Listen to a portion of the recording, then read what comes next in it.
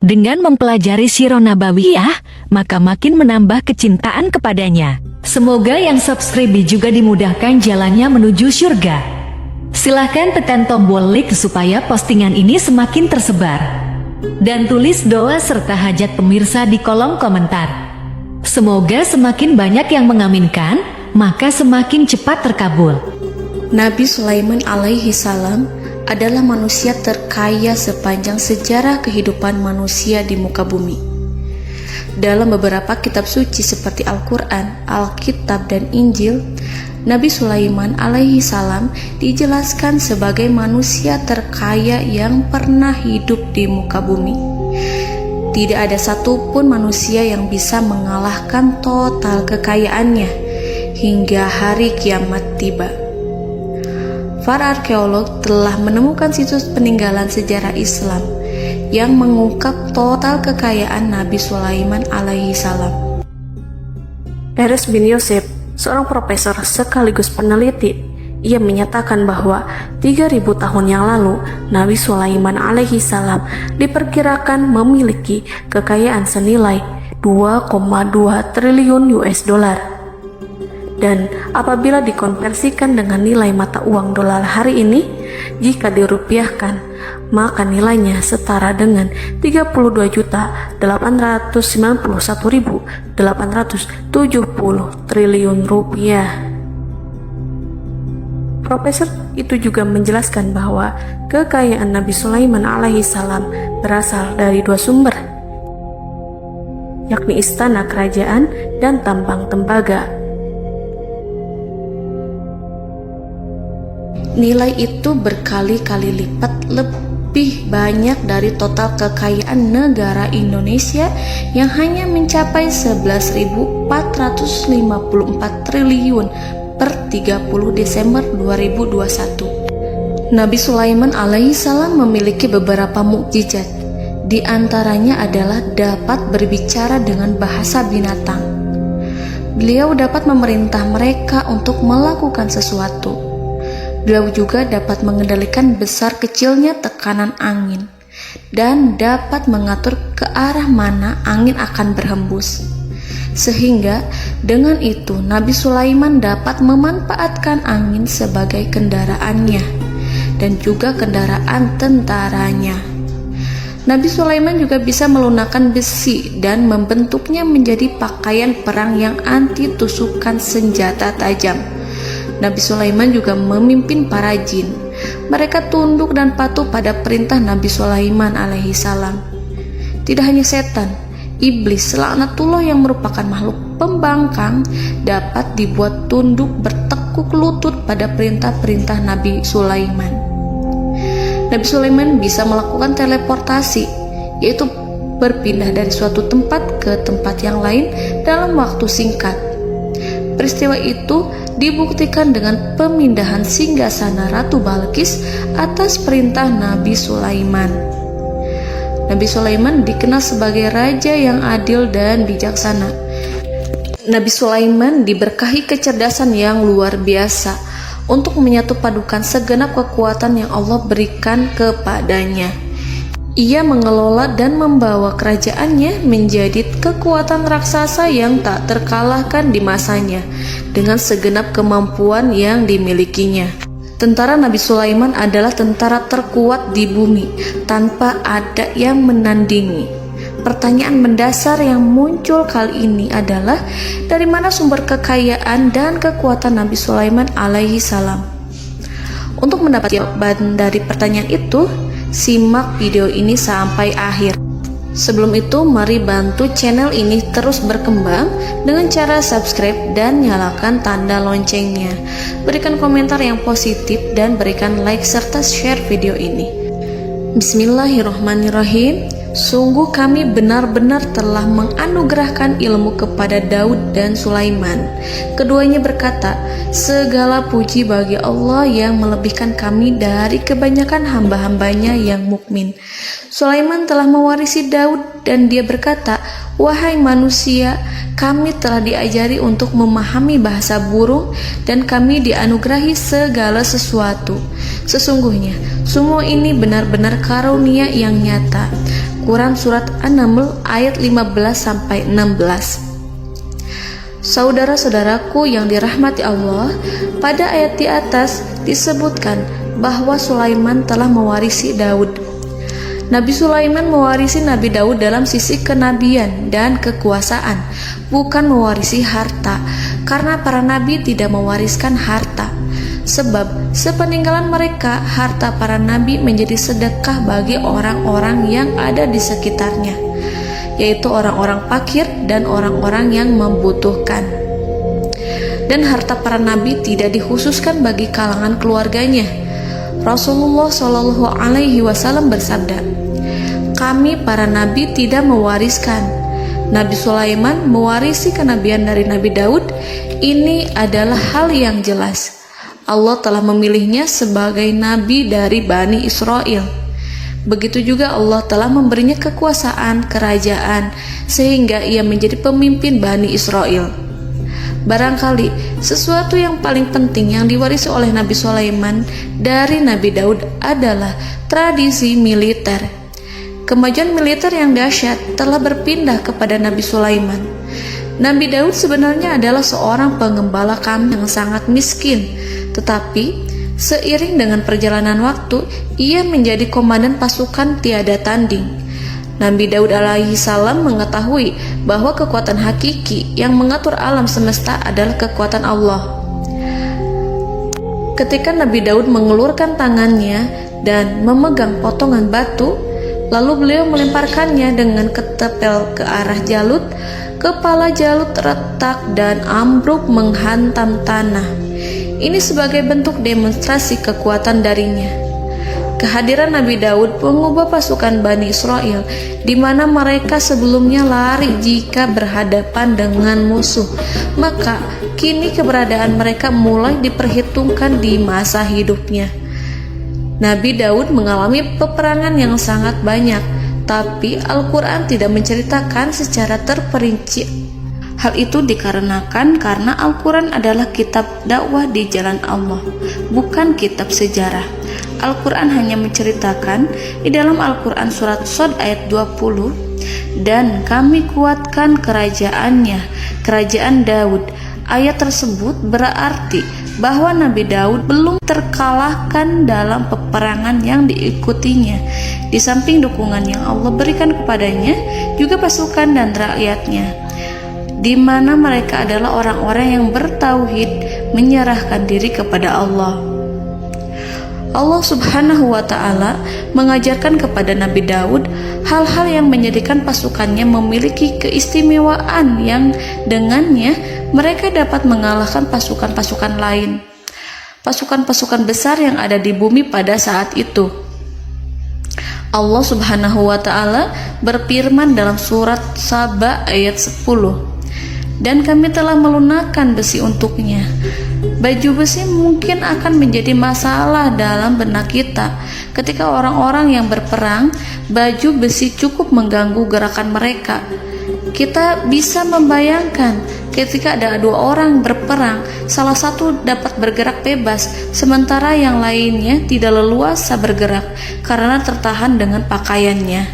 Namun, dengan kekuasaan Allah, Nabi Daud dapat melunakkan besi dan membuat baju besi yang ringan, yang mudah untuk digunakan.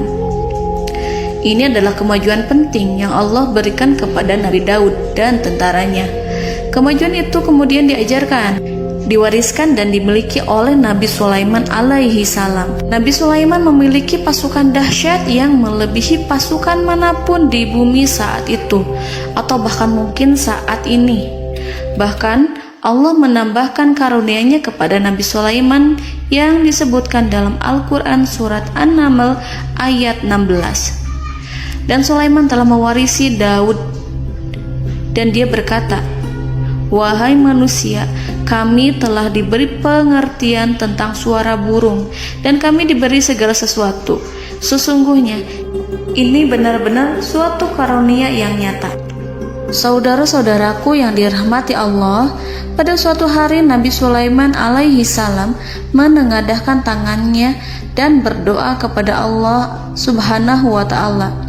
Antara hati Nabi dan Allah tidak ada penghalang, tidak ada jarak, tidak ada sekatan waktu, tidak ada satupun dari para nabi yang berdoa kepada Allah kecuali doanya pasti dikabulkan. Doa Nabi Sulaiman alaihi salam direkam dalam Al-Quran surat Shad ayat 35.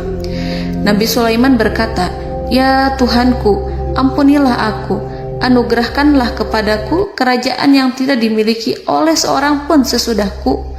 Nabi Sulaiman menginginkan dari Allah sesuatu kerajaan yang belum pernah diperoleh oleh siapapun setelahnya. Allah Subhanahu wa ta'ala mengabulkan doa Nabi Sulaiman dan memberinya kerajaan tersebut. Nabi Sulaiman mewarisi kekuasaan, kenabian, hikmah ilmu dari Nabi Daud alaihi salam. Orang-orang menyebut Nabi Sulaiman Al-Hakim, Sulaiman yang bijaksana. Kebijaksanaan Nabi Sulaiman tidak terbatas pada keadilannya di tengah-tengah manusia dan juga kasih sayangnya kepada mereka. Namun, kebijaksanaan Nabi Sulaiman juga berlaku di kalangan burung dan binatang lainnya. Nabi Daud juga mengenal bahasa burung, tetapi Nabi Sulaiman dapat berbicara dengan bahasa burung. Bahkan, ia dapat menggantikannya sebagai pembantunya. Ketika Nabi Daud bertasbih di gunung, burung-burung serta binatang buas ikut bertasbih bersamanya. Bahkan angin pun berhenti untuk mendengarkan tasbih itu. Sedangkan Nabi Sulaiman alaihi salam, Allah Subhanahu wa ta'ala memberinya karunia lebih dari itu, di mana binatang-binatang buas tunduk padanya, begitu juga angin dan burung. Saudara-saudaraku yang dirahmati Allah, Nabi Sulaiman alaihi salam mampu mendengarkan bisikan semut yang berbicara kepada sesama mereka. Bahkan ia mampu memerintahkan semut tersebut sehingga semut itu menjadi taat pada perintahnya. Pasukan Nabi Sulaiman memiliki kekuatan yang sangat dahsyat.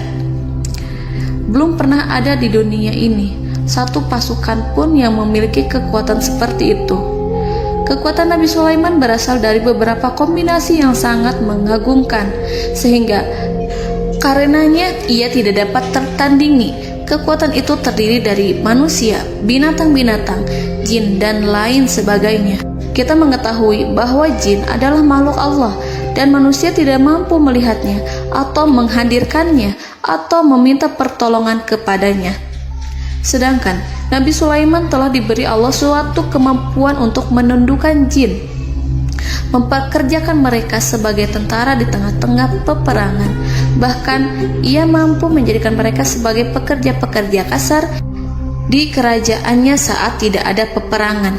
Oleh sebab itu, ketika ada pasukan lain yang mencoba melawan pasukan Nabi Sulaiman, mustahil mereka akan mendapatkan kemenangan. Bahkan pasukan Nabi Sulaiman diperkuat oleh pasukan burung. Burung di pasukan Nabi Sulaiman memerankan tugas penting, yaitu menjadi agen intelijen. Kita mengetahui bahwa peranan informasi saat peperangan adalah hal yang penting. Dari informasi tersebut, pasukan dapat mengetahui keadaan lawannya. Demikianlah peranan burung pada pasukan Sulaiman. Ia terbang di tengah-tengah musuh. Kemudian, ia kembali kepada Nabi Sulaiman untuk menyampaikan berita tentang keadaan lawannya. Di samping jin dan burung, Allah juga menundukkan angin untuk Nabi Sulaiman. Nabi Sulaiman dapat memerintahkan angin dan ia mampu untuk menaiki angin tersebut. Dalam Al-Quran surat Shad ayat 36-40, Allah Subhanahu wa ta'ala berfirman, "Kami tundukkan kepada angin yang berhembus dengan baik menurut kemana saja yang dikehendaki Sulaiman. Dan kami tundukkan pula kepadanya setan-setan, semuanya ahli bangunan dan penyelam, dan setan yang lain yang terikat dalam belenggu. Inilah anugerah kami, maka berikanlah kepada orang lain atau tahanlah untuk dirimu tanpa perhitungan, dan sesungguhnya dia mempunyai kedudukan yang dekat pada sisi kami dan tempat kembali yang baik." Saudara-saudaraku yang dirahmati Allah, Allah Subhanahu wa Ta'ala juga memberikan kemampuan yang tak seorang pun dari para nabi mendapatkannya, yaitu kemampuan untuk memerintah setan. Setan adalah salah satu bagian dari jin. Ia adalah kelompok yang celaka dari bangsa jin. Kelompok ini sebenarnya tidak mampu dikuasai oleh manusia. Bahkan jin yang soleh tidak dapat mengatur setan. Adapun Nabi Sulaiman, Allah telah memberinya kekuasaan untuk menundukkan setan dan mempekerjakannya, bahkan mengikatnya dengan rantai serta menghukumnya jika ia menentang pada perintahnya. Setan membangun untuk Sulaiman istana-istana, patung-patung dan alat-alat perang. Bahkan setan-setan itu menyelam ke dasar lautan untuk mengeluarkan permata dan yakut untuk Sulaiman. Jika di antara setan yang menentang perintahnya, maka Nabi Sulaiman alaihi salam mengikatnya dengan rantai. Ini semua menunjukkan kekayaan Nabi Sulaiman dan kekuasaannya, di mana ia mampu mengatur banyak makhluk di bumi ini. Tentu saja, kemampuan itu semua adalah atas izin dari Allah Subhanahu wa Ta'ala sebagai mukjizat darinya. Allah Subhanahu wa Ta'ala berfirman dalam Al-Quran surat Saba ayat 12, dan sebagian dari jin adalah yang bekerja di hadapannya di bawah kekuasaannya dengan izin Tuhannya, dan siapa yang menyimpang di antara mereka dari perintah kami, maka kami rasakan kepadanya azab neraka yang apinya menyala-nyala. Para jin itu membuat untuk Sulaiman apa yang dikehendakinya, dari gedung-gedung yang tinggi, patung-patung, dan piring-piring yang besarnya seperti kolam, atau periuk yang tetap berada di atas tungku. Saudara-saudaraku yang dirahmati Allah, Nabi Sulaiman yang bijaksana adalah penguasa yang tak tertandingi di muka bumi. Meskipun memperoleh nikmat-nikmat khusus yang agung itu yang Allah berikan kepada Sulaiman, beliau tetap menunjukkan dirinya sebagai manusia yang paling banyak berzikir kepada Allah dan manusia yang paling banyak bersyukur di zamannya. Saudara-saudaraku yang dirahmati Allah, sebagaimana Allah Subhanahu wa Ta'ala memberikan nikmat kepada ayahnya Nabi Daud alaihi salam, di mana ia mampu melunakkan besi, dan Allah mengajarinya bagaimana cara mencairkan besi, maka Nabi Sulaiman alaihi salam dapat memanfaatkan tembaga yang cair untuk peperangan. Dan juga di saat perdamaian, pada saat peperangan, beliau mencampur tembaga dengan besi dan menjadikannya perunggu. Mereka menggunakan senjata-senjata perunggu dalam peperangan seperti pedang, baju besi, dan juga pisau. Senjata-senjata ini adalah senjata yang paling kuat pada saat itu.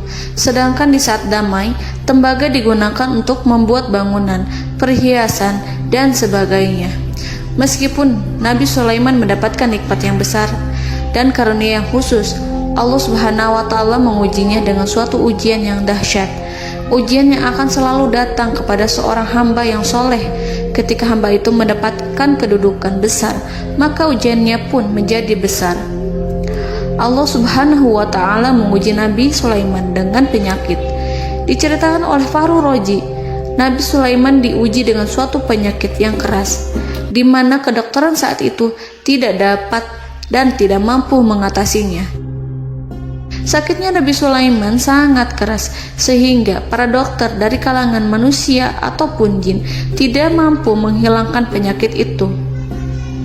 Lalu burung-burung menghadirkan rumput-rumput yang dianggapnya sebagai obat, tetapi Nabi Sulaiman tak kunjung sembuh. Semakin hari penyakit Nabi Sulaiman semakin menjadi-jadi, sehingga ketika Nabi Sulaiman duduk di atas kursi, ia duduk bagaikan tubuh tanpa roh. Seakan-akan ia mati karena saking keras penyakit yang dideritanya. Sakit yang diderita oleh Nabi Sulaiman alaihi salam berlangsung sangat lama. Namun Nabi Sulaiman tidak henti-hentinya berzikir kepada Allah dan meminta kesembuhan kepadanya, serta selalu beristighfar dan mengungkapkan rasa cinta kepadanya. Selesailah ujian Allah terhadap hambanya Nabi Sulaiman. Beliau pun sembuh Nabi Sulaiman merasakan kembali kesehatannya setelah ia mengetahui segala kejayaan dan segala kekuasaan serta segala kebesarannya tidak lagi mampu menghilangkan penyakit yang dideritanya kecuali jika Allah menghendaki. Saudara-saudaraku yang dirahmati Allah, Nabi Sulaiman telah membangun tempat ibadah, tempat sujud, sehingga manusia menyembah Allah di dalamnya. Orang-orang yang membangunnya berjumlah puluhan ribu orang. Tentu setiap kelompok dari mereka memiliki pekerjaan masing-masing. Di antara mereka ada yang mencairkan tembaga, di antara mereka ada yang tukang pahat, ada yang tukang ukir, ada yang membelah batu, ada yang memotong kayu, ada yang mendatangkan rumput-rumput dari Libanon, ada yang mendatangkan emas dan menjadikannya lempengan-lempengan yang mengkilat untuk menutupi kayu, serta untuk melapisi dinding-dinding. Bahkan golongan jin pun membantu membangun tempat tersebut, tentu dengan perintah dan bimbingan Nabi Sulaiman. Mereka membuat patung-patung yang besar, membuat bejana yang besar untuk tempat makan para tentara dan pekerja, yaitu bejana seperti gunung. Karena saking berat dan besarnya, mereka juga membuat tempat-tempat minum yang besarnya seperti kolam. Nabi Sulaiman mengawasi para pekerjanya dan juga mengurusi masyarakatnya, di mana beliau mengenali problem mereka dan berusaha memecahkannya. Beliau juga mengawasi pasukan dari kalangan binatang dan burung. Beliau mengetahui apabila ada satu di antara mereka yang tidak datang, kemana ia pergi serta mengapa ia pergi. Nabi Sulaiman menguasai pengetahuan itu semua. Nabi Sulaiman bukan hanya mengetahui problem tentara-tentaranya dari kalangan manusia ataupun tentaranya dari kalangan burung, namun ia juga menunjukkan kasih sayang terhadap semut, di mana beliau mendengar bisikannya dan tidak suka untuk menginjaknya. Nabi Sulaiman selalu menundukkan kepalanya ke bumi sebagai bentuk rasa rendah diri dan syukur kepada Allah. Pada suatu hari, Nabi Sulaiman alaihi salam berjalan di depan tentaranya dan tiba-tiba ia mendengar suara semut yang berkata kepada temannya dari kalangan semut. Hal itu terekam dalam Al-Quran surat An-Naml ayat 18-19. Wahai semut-semut, masuklah ke dalam sarang-sarangmu agar kamu tidak terinjak oleh Sulaiman dan tentaranya, sedangkan mereka tidak menyadarinya. Nabi Sulaiman alaihi salam tersenyum mendengar itu dan ia berdoa, "Ya Allah, ya Tuhanku, berilah aku ilham untuk tetap mensyukuri nikmat-Mu yang telah Engkau anugerahkan kepadaku dan kepada kedua orang ibu bapakku, dan untuk mengerjakan amal soleh yang Kau ridhoi, dan masukkanlah aku ke dalam rahmat-Mu, ke dalam golongan hamba-hamba-Mu yang soleh." Saudara-saudaraku yang dirahmati Allah, meskipun Nabi Sulaiman mendapatkan kekuasaan dan memiliki tentara yang besar, namun beliau menunjukkan kasih sayang terhadap bangsa semut. Beliau mendengarkan bisikannya dan melihat semut yang ada di depannya. Oleh karena itu, tak mungkin baginya untuk menginjak golongan semut itu. Nabi Sulaiman bersyukur kepada Allah telah memberinya nikmat, yaitu nikmat rahmat dan kasih sayang. Di samping itu, Nabi Sulaiman alaihi salam adalah orang paling kaya di dunia. Istananya terbuat dari kayu gaharu yang memiliki wangi harum. Istananya terbuat dari emas yang terkadang dari kristal. Beliau juga memiliki kursi besar yang terbuat dari emas dan permata. Istana Nabi Sulaiman merupakan istana yang paling besar di dunia. Nabi Sulaiman menggunakan pakaian dari emas dan permata. Meskipun demikian, Nabi Sulaiman tetap menunjukkan sebagai hamba yang berserah diri dan rendah diri di hadapan Allah Subhanahu wa Ta'ala. Nabi Sulaiman yang merendahkan diri di hadapan Allah, ia selalu sujud kepada Allah, sebagaimana ayahnya yang selalu bertasbih pada Allah. Nabi Sulaiman selalu melantunkan lagu-lagu cinta ilahi dan hanya memuji Allah Subhanahu wa Ta'ala. Pada suatu hari, Nabi Sulaiman alaihi salam mengeluarkan perintah kepada pasukannya untuk bersiap-siap. Kemudian, Nabi Sulaiman keluar dan memeriksa pasukannya satu demi satu. Kelompok yang pertama adalah kelompok manusia. Nabi Sulaiman memperhatikan kesiapan mereka. Lalu Nabi Sulaiman mengeluarkan perintah-perintah kepada mereka. Kemudian Nabi Sulaiman memeriksa kelompok jin dan menyampaikan perintahnya kepada mereka. Beliau memenjarakan jin yang tampak bermalas-malasan saat bekerja. Lalu beliau memeriksa binatang dan berkata kepada mereka, apakah mereka sudah makan dengan baik? Apakah mereka tidur dengan nyenyak? Apakah ada yang mengadu pada mereka, misalkan karena penyediaan makanan yang tidak layak? Apakah ada di sana yang sakit dan lain sebagainya? Ketika Nabi Sulaiman merasa puas dengan semuanya, Nabi Sulaiman memasuki tenda tempat berkumpulnya para burung. Nabi Sulaiman alaihissalam kemudian memasuki tenda tersebut, mengamati keadaan di sekitarnya, sehingga beliau mengetahui bahwa ada satu burung yang tidak hadir, yaitu burung hudhud. Mengapa aku tidak melihat burung hudhud? Burung-burung yang lain tampak terdiam sebagai penghormatan, dan mereka mendengarkan apa yang akan dikatakan pemimpin mereka. Nabi Sulaiman mengarahkan pandangannya pada semua burung dan tidak menemukan burung hudhud di antara mereka. Tak seekor burung pun yang mengetahui keberadaannya. Burung hudhud absen pada apel wajib kali ini. Nabi Sulaiman mulai menampakkan kemarahannya. Tiba-tiba, seekor burung kecil memberanikan diri untuk berkata kepada Nabi Sulaiman, Wahai Nabi yang mulia, seharusnya hudhud ada bersamaku kemarin untuk melaksanakan tugas penyelidikan. Ia adalah pemimpin misi itu. Namun, burung hudhud belum datang. Oleh karena itu, aku tidak pergi bersamanya. Burung itu tampak gemetar. Nabi Sulaiman mengetahui bahwa hudhud tidak hadir dan tak seorang pun mengetahui kemana ia pergi. Burung hudhud pergi tanpa izin terlebih dahulu. Dalam keadaan marah, Nabi Sulaiman berkata, sungguh aku benar-benar akan mengazabnya dengan azab yang sangat keras atau benar-benar menyembelihnya, kecuali jika ia benar-benar datang kepadaku dengan alasan yang jelas. Kawanan burung-burung mengetahui bahwa Nabi Sulaiman sedang marah dan telah menetapkan untuk menyiksa burung hudhud atau menyembelihnya atau justru memaafkannya dengan syarat ia datang dengan membawa alasan yang dapat menyelamatkannya, atau dengan kata lain, burung hudhud dapat memastikan bahwa ia melaksanakan tugas yang penting. Nabi Sulaiman menunjukkan kemarahan yang besar sehingga siapapun akan merasa takut kepada Nabi Sulaiman yang marah. Nabi Sulaiman kemudian pergi dari tempat burung tersebut. Nabi Sulaiman masih memikirkan keadaan burung hudhud. Seharusnya burung hudhud menjadi bagian penting dari badan intelijen. Apakah ia pergi untuk menyingkap suatu, atau apakah ia pergi hanya untuk bermain-main? Nabi Sulaiman telah memperhatikan dan mengetahui bahwa burung hudhud adalah seekor burung yang cerdik dan juga fasih berbicara. Terkadang Nabi Sulaiman mendapati burung hudhud sedang bermain-main dan menunda-nunda pekerjaannya. Namun ketika Nabi Sulaiman melihatnya, burung hudhud memahami bahwa perbuatannya tidak benar. Oleh karena itu, ia tidak boleh menyampur adukan antara waktu serius dan waktu bermain. Tidak lama setelah itu, burung hudhud tiba di tempat para burung. Burung-burung yang lain berkata kepadanya, Wahai hudhud, pergilah engkau ke tempat Nabi Sulaiman.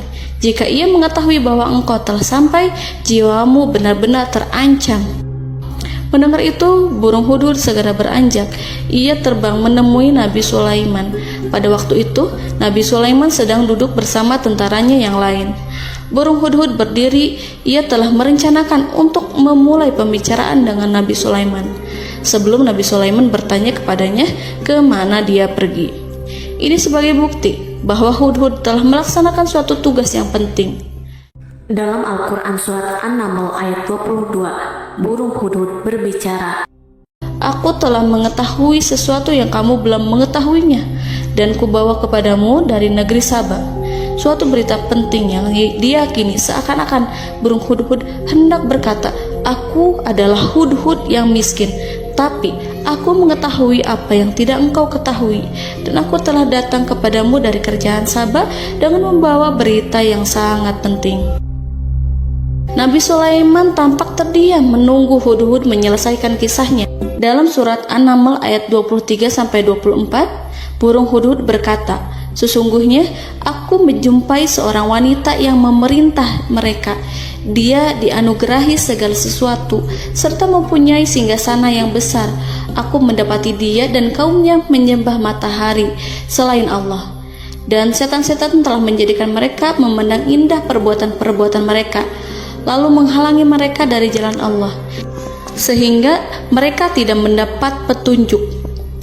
Burung hudhud diam. Nabi Sulaiman merasa bahwa hudhud menunjukkan kepasihan lisannya. Nabi Sulaiman berkata dalam Quran surat An-Naml ayat 27 sambil menunjukkan senyum manisnya. Nabi Sulaiman berkata, "Akan kami lihat apakah kamu benar wahai hudhud, ataukah kamu termasuk orang-orang yang berdusta." Seakan-akan burung hudhud ingin mengatakan, "Aku tidak berbohong wahai Nabi yang mulia." Namun diamnya Sulaiman membuat takut sehingga burung hudhud terdiam. Nabi Sulaiman terdiam karena berpikir, lalu ia memutuskan sesuatu setelah itu. Beliau melihat kepada lainnya dan meminta secari kertas. Nabi Sulaiman menulis surat singkat dan menyerahkannya kepada hudhud, serta memerintahkan kepadanya seperti yang dikatakan dalam Quran surat An-Naml ayat 28. "Pergilah dengan membawa suratku ini, lalu jatuhkanlah kepada mereka, kemudian berpalinglah dari mereka, lalu perhatikanlah apa yang mereka bicarakan." Al-Quranul Karim hanya menceritakan dalam Quran surat An-Naml bagaimana perginya hudhud dan bagaimana ia menyerahkan surat itu. Lalu Al-Quran langsung menyebut keadaan kerajaan Balqis yang saat itu sedang membaca surat di depan para pembesar kerajaan dan para menterinya. Dalam Al-Quran surat An-Naml ayat 29-31 berkatalah Balqis, "Wahai pembesar-pembesar, sesungguhnya telah dijatuhkan kepadaku sebuah surat yang mulia.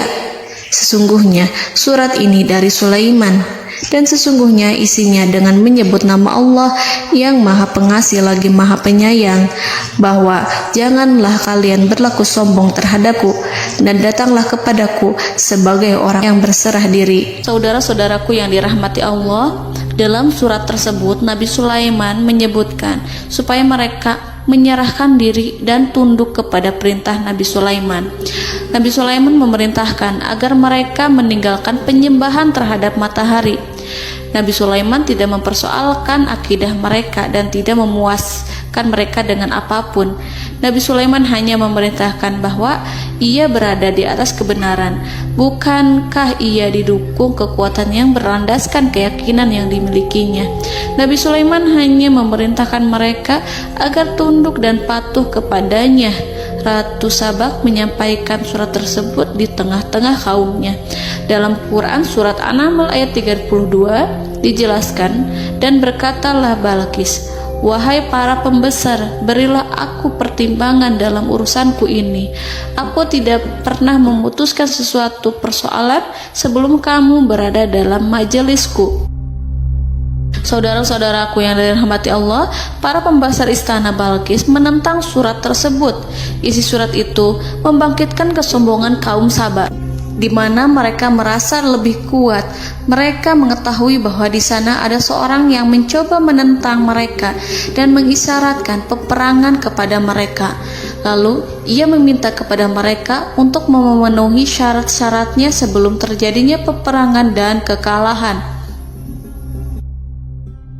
Dalam surat An-Naml ayat 33, mereka menjawab, "Kita adalah orang-orang yang memiliki kekuatan dan juga memiliki keberanian yang sangat besar dalam peperangan. Dan keputusan berada di tanganmu, wahai rajaku. Maka pertimbangkanlah apa yang akan kamu perintahkan." Saudara-saudaraku yang dirahmati Allah, para pembesar kaum Sabak seakan ingin berkata, "Kita siap untuk melaksanakan perang." Tampaknya ratu itu memiliki kebijakan yang lebih baik dari pembesar kaumnya. Surat Sulaiman itu membuatnya berpikir lebih jernih dan lebih berhati-hati. Ia berusaha sebisa mungkin menghindari peperangan. Ratu itu berpikir dalam tempo yang lama. Nama Sulaiman tidak diketahuinya dan ia pun belum pernah mendengarnya.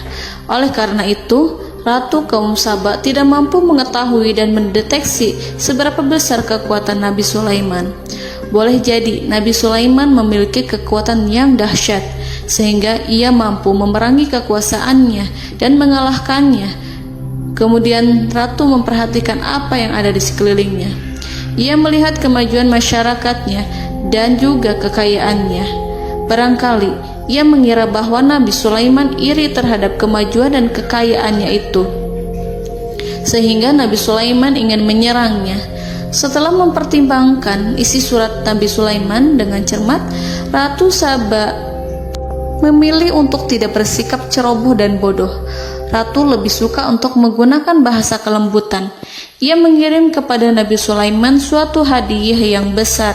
Ratu mengira bahwa Nabi Sulaiman seorang yang ambisius, yang boleh jadi ia telah mendengar tentang kekayaan kerajaan Saba. Para utusan pergi dengan membawa hadiah dari Ratu Saba. Ratu berharap agar mereka dapat memasuki kerajaan Nabi Sulaiman dan akan mengetahui kondisi kerajaannya. Saat mereka pulang, Ratu ingin mendengar secara langsung dari mereka tentang bagaimana keadaan kaum Nabi Sulaiman dan pasukannya. Setelah mendapatkan informasi yang cukup, maka Ratu Balqis dapat membuat sesuatu keputusan yang tepat. Ratu menyembunyikan apa yang terlintas dalam pikirannya, lalu ia berbicara kepada pembesar istananya bahwa ia dapat menyingkap niat jahat Raja Sulaiman melalui cara mengirimkan hadiah kepadanya. Ratu lebih memilih cara tersebut dan menunggu reaksi dari Nabi Sulaiman. Ratu berhasil memuaskan para pembesar istana, dan untuk sementara ia menghilangkan ide untuk berperang.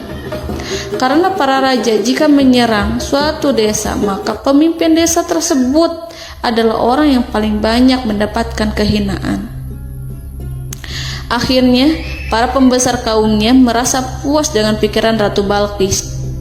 Saudara-saudaraku yang dirahmati Allah, dalam surat An-Naml ayat 34-35 dijelaskan, Ratu Balqis berkata, "Sesungguhnya raja-raja apabila memasuki suatu negeri, niscaya mereka akan membinasakannya dan menjadikan penduduknya yang mulia menjadi hina.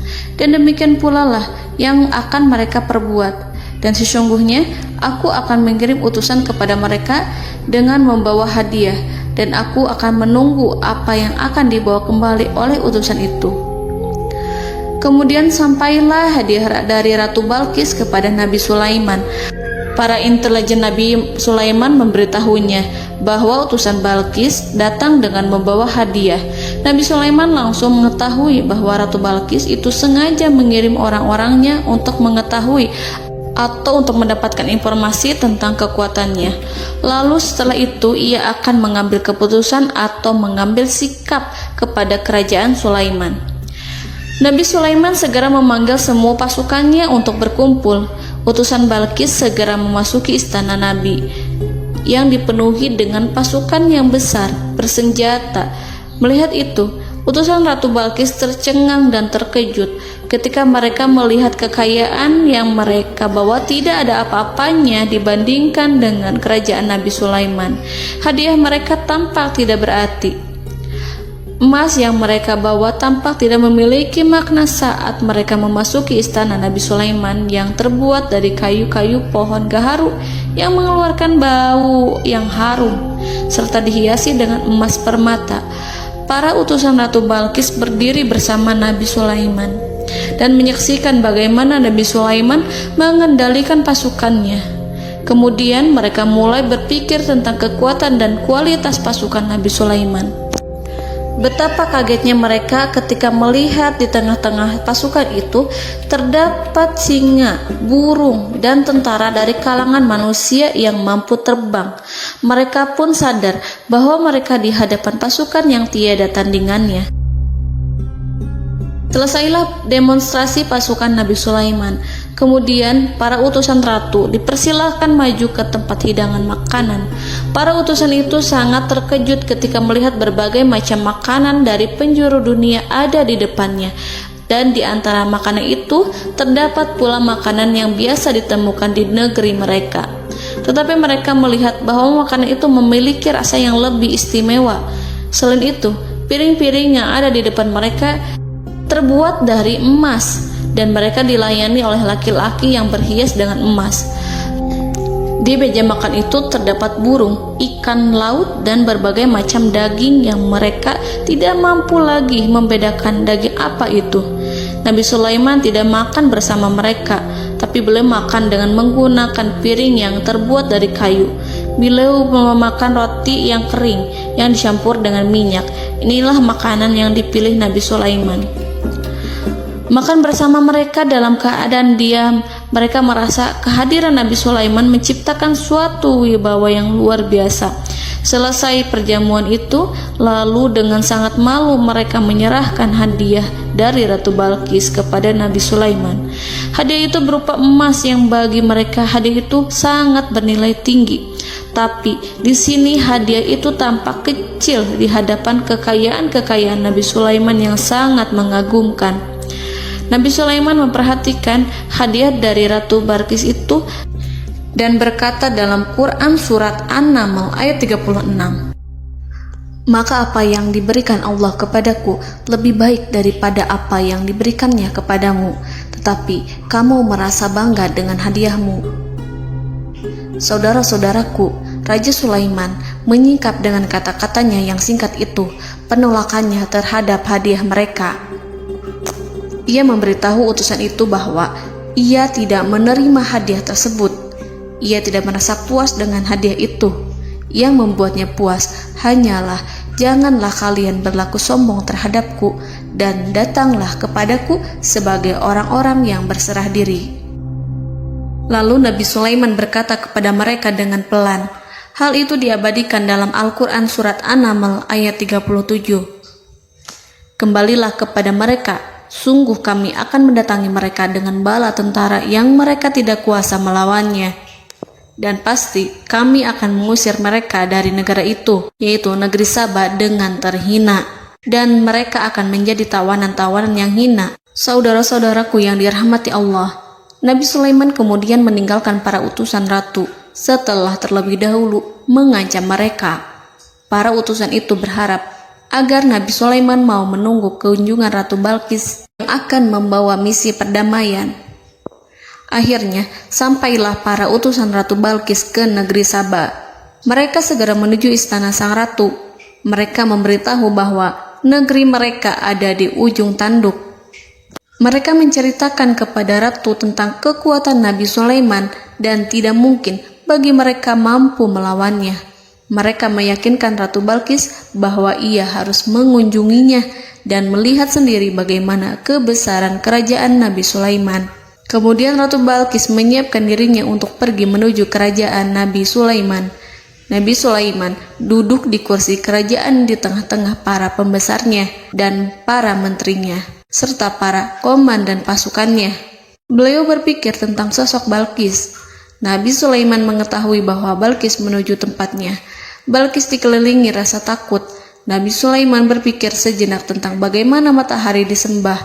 Ia memikirkan bagaimana informasi yang diterima oleh intelijennya tentang kemajuan kerajaan Balkis dalam bidang kesenian dan ilmu pengetahuan. Nabi Sulaiman bertanya kepada dirinya sendiri, apakah kemajuan menjadi penghalang untuk mengetahui kebenaran? Apakah ratu itu senang dengan kekuatan yang dicapainya? Dan ia membayangkan bahwa kekuatannya adalah segalanya.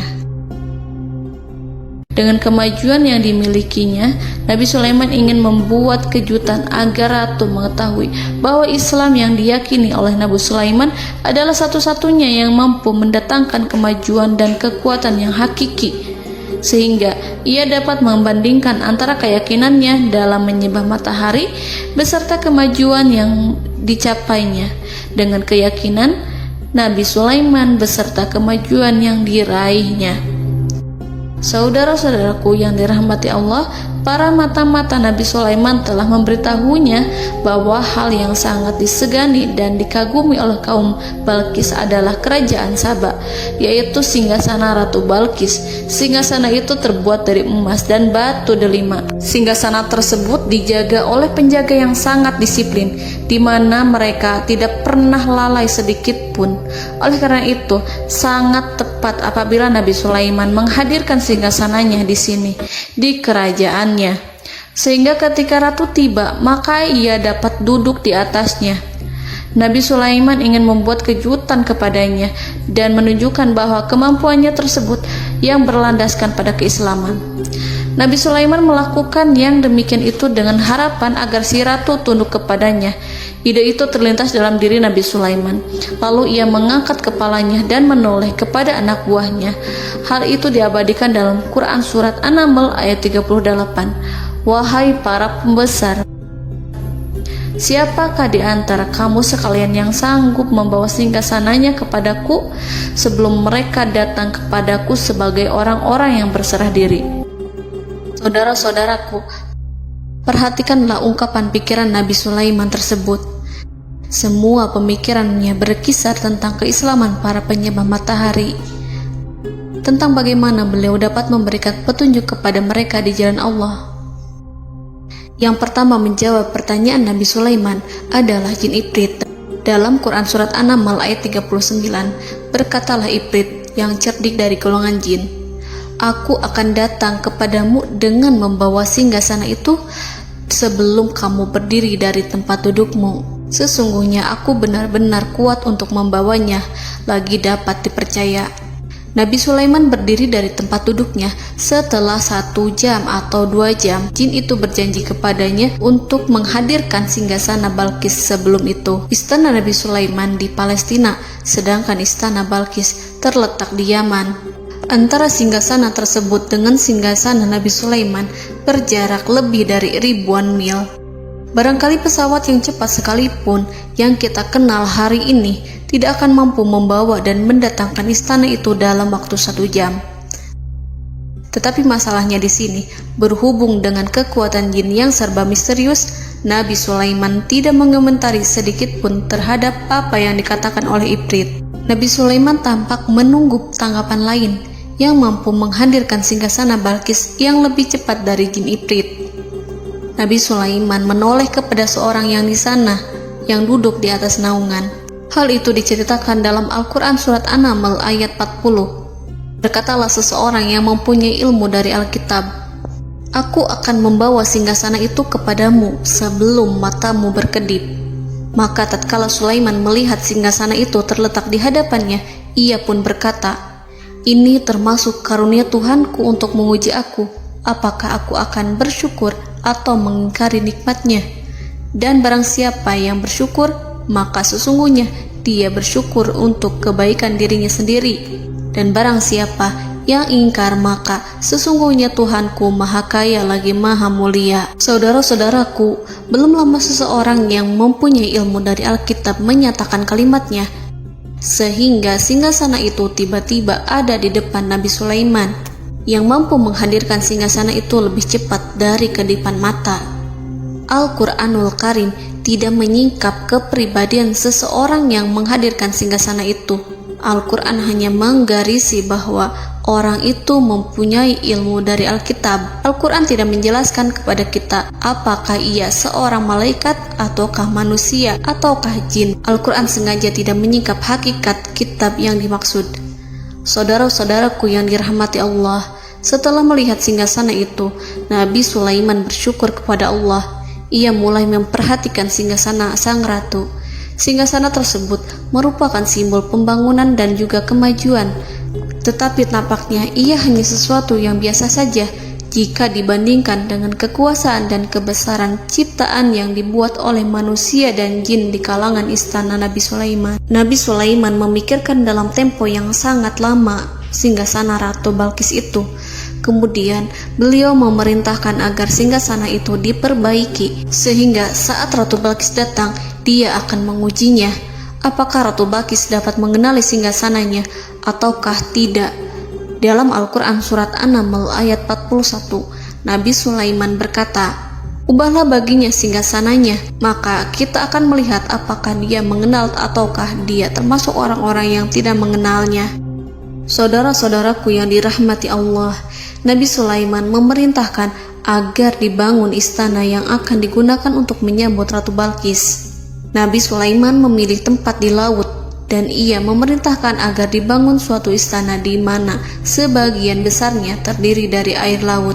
Nabi Sulaiman memerintahkan agar lantainya itu terbuat dari kaca yang tebal dan kuat, sehingga orang-orang yang berjalan di atas istana itu akan dapat melihat di bawahnya ada ikan-ikan berwarna-warni yang berenang-renang.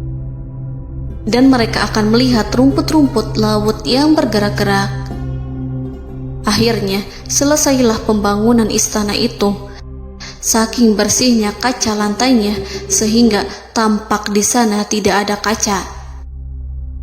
Burung hudhud memberitahu Nabi Sulaiman bahwa Balkis telah sampai dekat kerajaannya. Kemudian Ratu Balkis datang. Al-Quran tidak menyebutkan keadaan Nabi Sulaiman saat menyambut Balkis, namun Al-Quran menunjukkan dua sikap Ratu Balkis. Yang pertama, bagaimana sikap Balkis ketika pertama kali melihat singgasananya yang datang mendahuluinya, padahal ia telah meninggalkan pengawalannya untuk tetap setia menjaga singgasananya itu. Keadaan kedua adalah keadaan di depan istana yang dibangun untuk penyambutan Balkis. Istana itu penuh dengan permata yang berenang-renang di bawahnya ikan-ikan. Dalam Quran Surat An-Naml ayat 42 dijelaskan, dan ketika Balkis datang, ditanyakanlah kepadanya, serupa inikah singgasanamu? Balkis menjawab, seakan-akan singgasana ini adalah singgasanaku. Kami telah diberi pengetahuan sebelumnya, dan kami adalah orang-orang yang berserah diri. Saudara-saudaraku, pada dialek di atas, Balkis melihat singgasananya dan ia tercengang saat mengetahui bahwa itu adalah singgasana miliknya. Namun kemudian ia mulai ragu karena melihat tidak sepenuhnya itu singgasana miliknya. Jika itu benar-benar miliknya, lalu bagaimana ia datang mendahuluinya? Dan bila bukan singgasananya, maka bagaimana Sulaiman dapat meniru sepersis dan seteliti itu? Padahal Sulaiman tidak pernah sekalipun ke kerajaannya. Nabi Sulaiman berkata saat melihat Balkis mengamati singgasananya, apakah ini singgasanamu? Balkis terlihat sangat kebingungan, namun setelah itu ia menjawab, sepertinya benar. Nabi Sulaiman berkata, kami telah diberi ilmu sebelumnya dan kami sebagai orang-orang muslim. Saudaraku yang dirahmati Allah, melalui pertanyaan Nabi Sulaiman ingin mengisyaratkan kepada Balkis agar ia membandingkan antara keyakinannya beserta ilmu yang dicapainya dengan keyakinan Nabi Sulaiman yang muslim beserta pengetahuan yang telah diraihnya. Penyembahan terhadap matahari dan pencapaian ilmu yang dicapai oleh Ratu Balkis tanpa tidak ada apa-apanya dibandingkan dengan ilmu Nabi Sulaiman dan keislaman. Nabi Sulaiman telah mendahuluinya dalam bidang ilmu karena keislamannya. Karena itu, sangat mudah baginya untuk mengungguli Balkis dalam ilmu-ilmu yang lainnya. Demikianlah yang disyaratkan dalam pertanyaan Nabi Sulaiman kepada Ratu Balkis. Ratu Saba itu mengetahui bahwa ini adalah singgasananya, di mana singgasana itu datang lebih dahulu daripada dirinya. Beberapa bagian darinya telah diubah saat Balkis masih di perjalanan menuju ke tempat Nabi Sulaiman. Ia berpikir kemampuan apa yang dimiliki Nabi Sulaiman. Ratu Balkis tercengang melihat apa yang disaksikannya, yang berupa buah dari keimanan Nabi Sulaiman dan hubungannya dengan Allah Subhanahu wa Ta'ala. Sebagaimana Balkis juga tercengang ketika melihat kemajuan di bidang ilmu pembangunan, seni, dan ilmu-ilmu yang lainnya. Maka ia tidak lebih kagum lagi saat melihat hubungan yang kuat antara keislaman Nabi Sulaiman dengan ilmunya, serta kemajuan yang diraihnya. Dalam Al-Quran Surat An-Naml ayat 43 dijelaskan, dan apa yang disembahnya selama ini selain Allah mencegahnya untuk melahirkan keislamannya, karena sesungguhnya ia terdahulu termasuk orang-orang yang kafir. Saudara-saudaraku yang dirahmati Allah, berguncanglah dalam benak Balkis ribuan hal ketika melihat keyakinan kaumnya runtuh di hadapan Nabi Sulaiman. Ia menyadari matahari yang disembahnya hanya merupakan ciptaan Allah, dan Allah lah yang menggerakkannya untuk hamba-hambanya. Lalu terbitlah matahari kebenaran dalam dirinya. Hatinya diterangi oleh cahaya baru yang tidak akan tenggelam seperti tenggelamnya matahari. Masa keislamannya hanya menunggu waktu. Ratu Balkis memilih waktu yang tepat untuk mengumumkan keislamannya. Allah Subhanahu wa Ta'ala berfirman dalam Quran Surat An-Naml ayat 44. Dikatakan kepadanya, masuklah ke dalam istana. Maka tatkala ia melihat lantai istana itu, dikiranya kolam air yang besar dan disingkapnya 2 betisnya. Berkatalah Sulaiman, sesungguhnya ia adalah istana licin yang terbuat dari kaca. Berkatalah Balkis, wahai Tuhanku, sesungguhnya aku telah berbuat zalim terhadap diriku dan aku berserah diri bersama Sulaiman kepada Allah Tuhan semesta alam. Saudara-saudaraku yang dirahmati Allah, dikatakan kepada Balkis, masuklah ke dalam istana. Ketika ia masuk, maka ia tidak menyaksikan adanya kaca, tetapi ia melihat air, sehingga ia mengira akan bersinggungan dengan air. Lalu ia menyingkapkan sedikit bajunya agar bajunya itu tidak basah. Nabi Sulaiman mengingatkannya tanpa melihatnya agar ia tidak khawatir terhadap pakaiannya, karena pakaiannya tidak akan basah, sebab di sana tidak ada air. Itu sekedar kaca yang halus, yang saking halusnya sehingga ia tidak tampak. Pada kesempatan itulah Balkis mengumumkan keislamannya yang mengakui kelalimannya, dan ia menyatakan menyerahkan diri kepada Nabi Sulaiman dan kepada Allah Tuhan semesta alam. Lalu kaumnya pun mengikutinya dan mereka memeluk Islam. Balkis menyadari ia berhadapan dengan penguasa yang terbesar di bumi dan Nabi Allah yang mulia. Untuk pertama kalinya, wajah Sulaiman tampak dihiasi dengan senyuman yang menunjukkan kepuasannya sejak Balkis mengunjunginya. Demikianlah Nabi Sulaiman mewujudkan kejayaannya yang hakiki dan menyebarkan cahaya Islam di muka bumi. Saudara-saudaraku, Al-Quran tidak menyebutkan kisah Balkis setelah keislamannya. Para ahli tafsir mengatakan bahwa ia menikah dengan Nabi Sulaiman. Selain itu, ada yang mengatakan bahwa ia menikah dengan salah satu orang dekat Nabi Sulaiman. Ada juga yang mengatakan bahwa sebagian Raja Habasyah adalah keturunan dari buah perkawinan ini. Wallahu a'lam bishawab. Saudara-saudaraku yang dirahmati Allah, Nabi Sulaiman hidup di tengah-tengah kejayaan dan kemuliaan di bumi.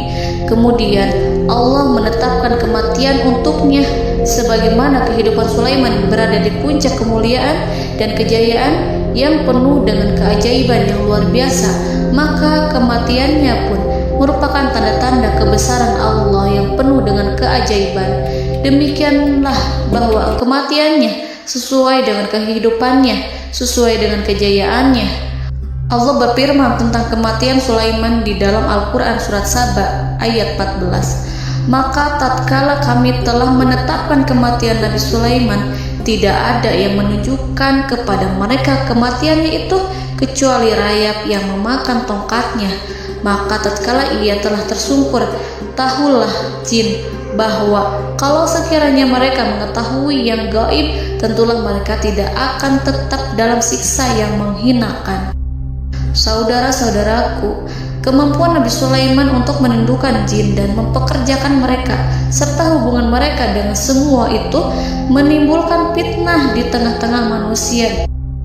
Dalam hal tertentu, kematian Nabi Sulaiman merupakan batasan jawaban terhadap fitnah ini. Kami tidak mengetahui siapa yang mengklaim bahwa jin mengetahui hal yang gaib. Apakah itu setan yang terkutuk, atau jin yang bodoh, atau manusia yang tertipu? Kami tidak mengetahui siapa yang bertanggung jawab terhadap tersebarnya isu yang keliru ini. Yang kita ketahui adalah bahwa hal tersebut adalah mempengaruhi sebagian manusia dan jin. Barangkali manusia berkata kepada diri mereka, selama jin melakukan perbuatan yang luar biasa ini, maka apa gerangan yang menjadikan mereka tidak mengetahui hal yang gaib itu? Manusia itu lupa bahwa kunci kegaiban berada di tangan Allah. Masalah ilmu gaib tidak akan mampu dikuasai oleh jin dan manusia. Hanya Dia yang mengetahuinya, dan manusia diberitahu hanya sedikit sekali.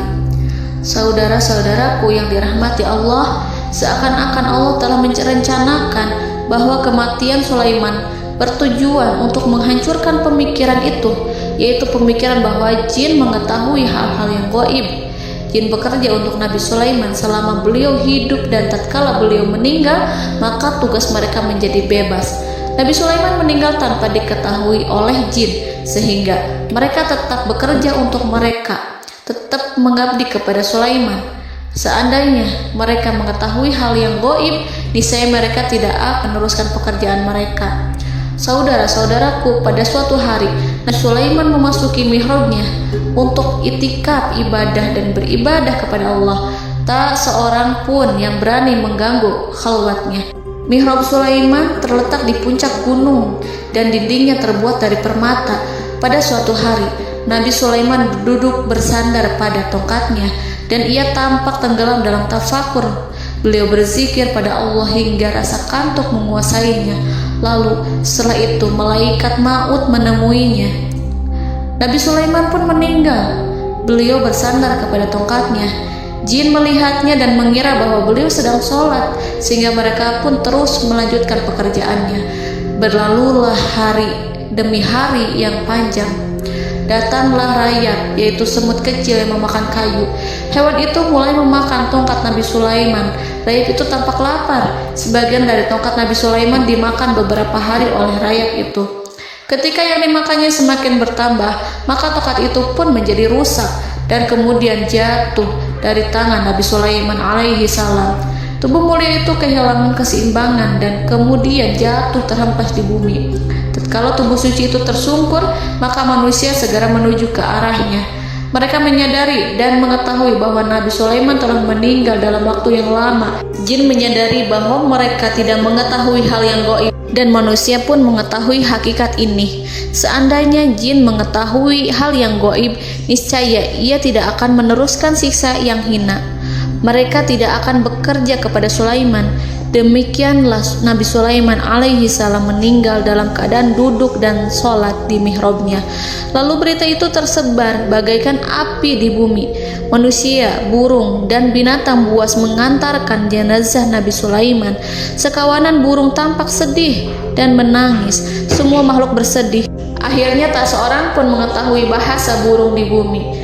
Meninggallah seorang yang memahami pembicaraan burung, binatang-binatang, jin, dan lain sebagainya.